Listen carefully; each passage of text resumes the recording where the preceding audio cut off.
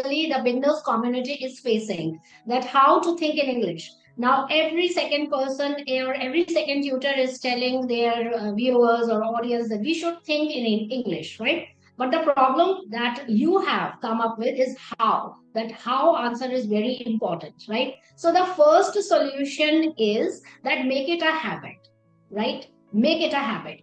Think it like it as a muscle memory. Like we all have sharp memory. Sometimes we have photogenic memory, sometimes weak memory. That's a game. But the most important thing is practice. How to practice it? How to think in English? Now start translating small sentences like our daily routine. जैसे हम बोलते हैं ना हिंदी में, मुझे भूख लग रही है. Now don't think it in your native language. Like I think that our both of us native language is Hindi, maybe, and we are comfortable with that. But try to translate that particular theme or that particular small structured sentence in English. Like you can say, "I'm hungry." Everybody can say that, right? So what's the point is to start taking baby steps. That is very important. So what to think in English and why to think in English, how to think in English is a second question. So start first of all translating in your head. The second important step that I think that talk to yourself. Now sometimes people come up with lame excuses. We don't have anybody around us to talk in English. That is just an excuse for me, right? You have that mirror theory, you have that talk to yourself theory. We all have smartphones nowadays, right? So now lame excuses are just a matter of excuses. So stop doing that. Stop lying to yourself.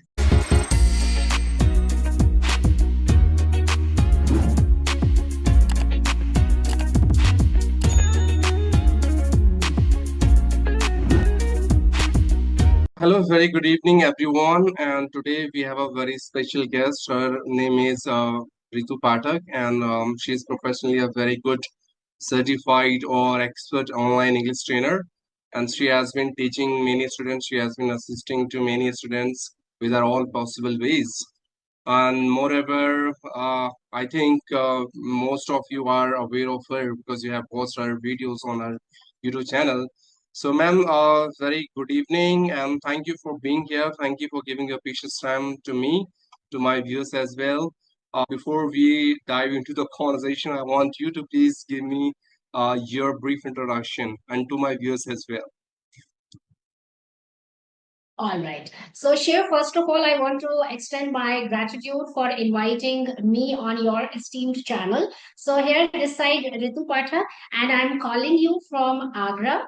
Basically, I'm an English mentor, public speaker, and teacher. Whatever name you would like to give me, I love to do that. And I am in this profession for the last 35 years because it came by chance. It was my dream since my childhood, but I am here by chance. And maybe because of you. So I'm first of all very grateful to you as well, because if it were not you, we wouldn't have been here on this platform. So thanks all to you, first of all. Secondly, I love to teach a lot because teaching is not only a very noble profession, but actually it is a win-win situation, right? Because we teachers are also learning in this profession, because we also commit a lot of mistakes. I don't know about others, but I commit a lot of mistakes because I believe that learning is a never ending process. So I know that very well that I commit a lot of mistakes, but what is the best thing about me is that I learn from my mistake. I never look back.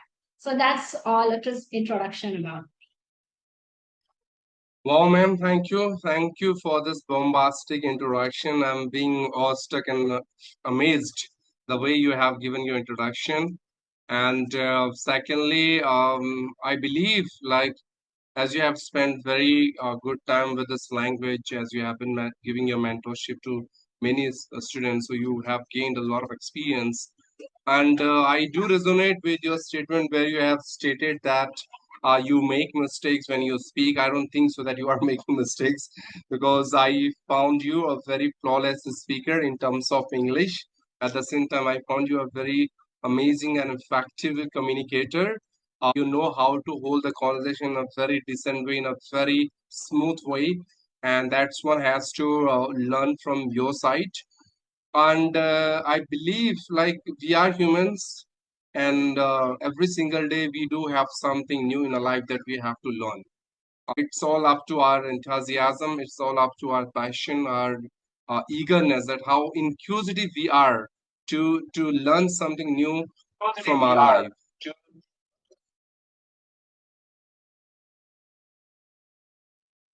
Okay. Right. And ma'am, for today, I didn't have anything special, but again, I have decided to talk about one topic, and that's a very common topic. I think being a tutor or being a mentor, you have also have come across to this particular stuff throughout your academic journey or throughout your teaching journey, when many trainers have been suggesting to their students that if you really want to speak English naturally, you want to be come up with your organic thoughts, and you want to sound more feasible with this language. All you have to do, you have to start thinking English. You have to think naturally. Right. You have to make a habit of thinking English. Everyone is keep on suggesting the same thing to their students, and a lot of online platforms. I have heard many hosts, they have been guiding all other members in the same way, but I didn't find anyone who has talked about this particular step. The tip you have suggested to your student, that you have to start thinking English, they didn't have suggested them that how they can think in English. And that is the what I want to ask you. If one wants to have a habit of thinking English, how one can do it? What are the steps that he has to follow in a systematic manner? Fantastic, and that's a superb question, and it's a ginormous problem that everybody is facing. Basically, the beginners community is facing that how to think in English. Now, every second person or every second tutor is telling their viewers or audience that we should think in English, right? But the problem that you have come up with is how. That how answer is very important, right? So the first solution is that make it a habit, right? Make it a habit. Think it like it as a muscle memory. Like we all have sharp memory. Sometimes we have photogenic memory, sometimes weak memory, that's a game. But the most important thing is practice. How to practice it, how to think in English. Now start translating small sentences like our daily routine. जैसे हम बोलते हैं ना हिंदी में, मुझे भूख लग रही है. Now don't think it in your native language. Like I think that our both of us native language is Hindi, maybe, and we are comfortable with that. But try to translate that particular theme or that particular small structured sentence in English. Like you can say, "I'm hungry." Everybody can say that, right? So what's the point is to start taking baby steps. That is very important. So, what to think in English and why to think in English, how to think in English is a second question. So, start first of all translating in your head. The second important step that I think that talk to yourself. Now, sometimes people come up with lame excuses. We don't have anybody around us to talk in English. That is just an excuse for me, right? You have that mirror theory, you have that talk to yourself theory. We all have smartphones nowadays, right? So now lame excuses are just a matter of excuses. So stop doing that. Stop lying to yourself. My point is that just switch on the voice recorder, right? Record yourself, listen to your own voice. If you find any problem with the accent, with the pronunciation, you can work on that. It's just like any other skill, it needs time and dedication. Now, the most important problem, the most crucial problem is what? People don't want to come out of their comfort zone. Okay. Like, for example, if they know the words hungry, they will just keep on using the word hungry. Why can't they just move out of the comfort zone and start using famished or I'm starved, right? This they will not do. What we normally do is we scroll, we do binge watching these videos. We like to watch basic to advanced vocabulary. We love to watch it. But how many of us, only 20% people, they actually insert these type of words in their real conversation. So you have to change that thread. What you have to do, you have to start translating in your mind. Second important thing, start talking to yourself. Now, it may be absurd for others, but it is, you can say it is a sure short method that definitely works. For those especially who feel shy or they hesitate to speak in front of others. Third, whatever we are doing right now, we can catch up with any online buddy who wants to learn this language because this is a very safe zone. We both learners know that we are not master in English, so that is a very safe and comfortable zone. It is not important that you should upload each and every episode of your conversation, right? You can upload when you feel comfortable, when you are satisfied with your task, and then you can just go ahead. But what normally we do, we just make haste in uploading. So work on that, right? Fourth important thing is surround yourself with English. That is very important. Immersion. You won't believe that 99% I always keep thinking in English. Now, sometimes what happened, I'm sleeping, right? It's a very funny incident that is happening on regular basis, right? What I think that I've fallen in love with this language. Sometimes I am sleeping and just one word come into my mind. One word comes into my mind, and I don't know the English of that word. I start immediately Googling that word, and okay, then I feel relaxed. That is something known as passion. So you have to be passionate about it.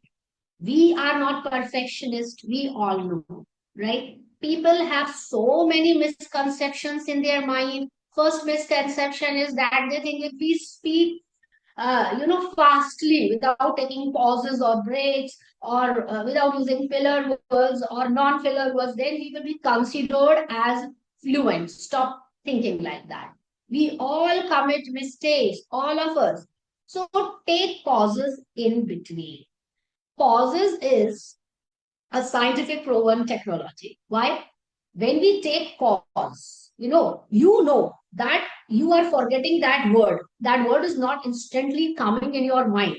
So you take that trick from me, pause. When you pause, your mind, your brain will start processing the word for you. But when you are speaking unstoppably, then what happens that you even forget what you have learned or what you have planned to use in that particular session. So think in English, talk in front of the mirror, talk to yourself. And third, as I have mentioned, immersion is very important. Now, the fourth important problem, people say we don't have that background where we can practice English. Where there is will, there is a way. We all know that, right? So you can join any conversation group. Now on WhatsApp also, it's possible. See? So now AI is at your fingertips. It is up to you how you use it and how you can make the best out of it. So stop those lame excuses. How to think in English is not a problem nowadays. We have Chat GPT, we have Meta, we have WhatsApp group, we have Skype has already shut down. We have Zoom. We can just catch up with any other online friend and request him to just join and have a conversation without any recording. If you're not feeling comfortable with recording, just ask very politely that I don't want to get recorded, and I don't think that anybody should mind it. Then vocabulary. Now, what happens? You understand English, you can think in English, but the basic problem is the words. Now, we know how to cook, but we don't have the ingredients. We don't have the right spice to put it and make it, savory or delicious. That is another problem. For words, I always pressurize everyone. I always request or compel. Please start reading. Reading is the ultimate solution. Now, people, why don't people read? Because they think like people, they come up, they are, I mean, my learners, my students, they come up with these kinds of problems. We don't understand. Okay, I'm not asking you to understand each and every word. Even I don't understand some words, right? Some whenever I pick a book related to any complex structure or any complex book, which is not my cup of tea, but what I do is I keep on reading it, not to understand, just to read. And what is a game changer? Read aloud. That helps your brain to work in present. It is a scientific truth that our brain works in present. In present means here is a proof. I am talking to you. My whole pressure is that I shouldn't commit any mistake. And your whole pressure is what should be the next question. I should listen to her very carefully so that I can put up the next. So you see, this is a proven fact. Our brain works in present. At present, I am neither thinking of what should I cook for dinner or what is my next step. My whole concentration is to not to commit any mistake while talking to Shiv, right? Because he has invited me as a guest. So there is a pressure on my mind. So what the thing is, my brain is already working in the current situation. What we do is we think about either our past or future. Stop that. Then the last and ultimate solution is, please start writing or maintaining a journal, diary writing. Now, when I say diary writing, people think that, oh, ma'am, we are not content writers. I am not asking you to write any story or novels or dramas like Shakespeare. I know that we are not content writers. We are not, poets. We can't do that. What we simply have to write, we have to write only 5 to 6 sentences about our daily routine. I wake up at 6 a.m. Now, what happens when you say like that? What people commit mistake here? I wake up at 6 a.m. in the morning. Here is the problem. When you are using a.m., it normally means in the morning. So this kind of thing will find its solution when you keep practicing. Okay.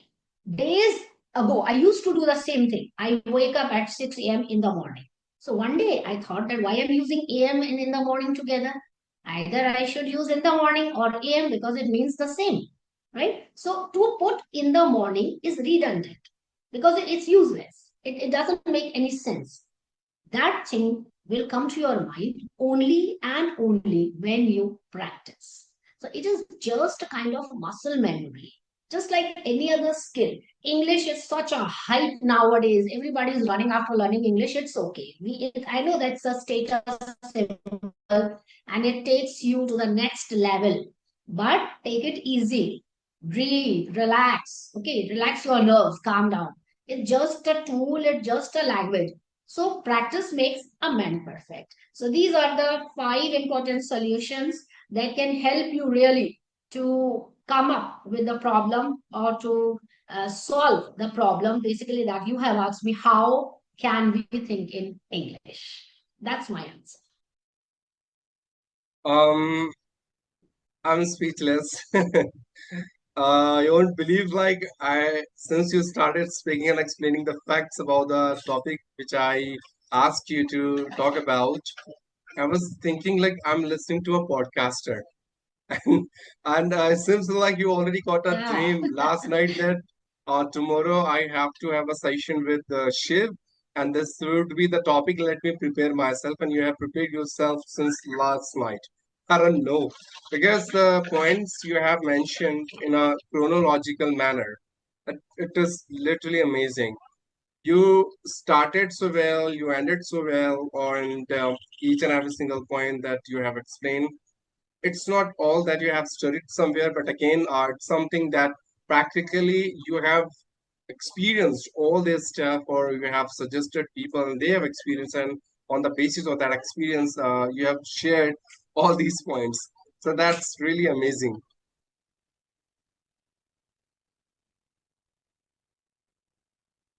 And let me recapitulate. So can we wrap up? Is there any other question? No, ma'am, I don't have any further question. Let me just recapitulate all these points and summarize whatever we have discussed. And the topic which we have, that how one can think in English, we have beautifully explained that one has to start talking to himself, which means no matter you can go for mirror practice or you can narrate your whole day, whatever you have done since morning till night. And if you're not getting anyone, you can just try to make an imaginary situation for yourself, and that you have to describe in your own words. That's the first thing one can do. Secondly, you have mentioned like we have to make a habit of thinking English. We have been following the traditional and conventional methodology of translation. We have to stop that now. Like we have to stop translation. Rather, we should go for some modern and upgraded technique of thinking English, that where we need to understand the imperativeness of thinking English in our spoken English skills. Third, you rightly mentioned that we just need to start reading habits. Like we have to read a lot, because by reading you will come across to many new vocabs that you are not aware of. At the same time, there would be plenty of thoughts will comes in your mind, and they would your mind is just like a tank. The more you consume English content, the more you would able to think in English. Now, fourth, you have mentioned like we have to start writing daily, like journal writing or diary writing. You have suggested it's not about like you have to write um, 10 pages or 20 pages in one day. That's not possible for anyone. But again, you can go for at least one page in one day. So it would be feasible for you to train your brain muscles to start thinking English. Because when you write, before writing, you think first and then you write. So ultimately, you will get this idea in your mind that what I'm writing, I have to think first. And by doing this particular step again and again, over a period of time, you would think like you don't need to force yourself a lot to think in English. Like thoughts are coming automatically in your brain. And when you're speaking, you're not taking too much time to rearrange the thoughts or to translate the things, and then you are speaking. No, so all these points you have covered in a very well structured manner. Thank you, ma'am, and I'm damn sure those who are going to watch this video, they are going to get benefit out of it. And if there is anything else that you want to add on, so you can add. Otherwise, I want you to please summarize the session in just 2 or 3 lines. Right, you can summarize it if you Okay. want. Okay, ma'am. So I think we have already discussed every single point, every single aspect of this topic, and this is the high time that we have to wind up the session. Thank you for being here, giving your precious time, and enlightening us with your vast knowledge and experience that you have gained so far throughout your 35 years of journey, which you have covered. And I'm being delighted in order to have this conversation. I have enjoyed this conversation a lot, and looking forward to having another beautiful conversation in the future. So till that time, bye bye. Take care. Um, just enjoy your life the way you have been enjoying.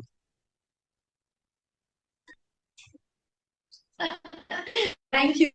My only enjoyable source, I mean, the source of enjoy is only to learn a lot from you guys. And I'm so thankful that I'm blessed with friends like you in my life. So you also carry on with whatever you are doing. You are doing great, and you are so humble and kind that again, I want to be so much thankful from the bottom of my heart to you that you have given us chance actually to come up and show what we can do for the world itself. So bye bye, Shiv, and have a nice and great day.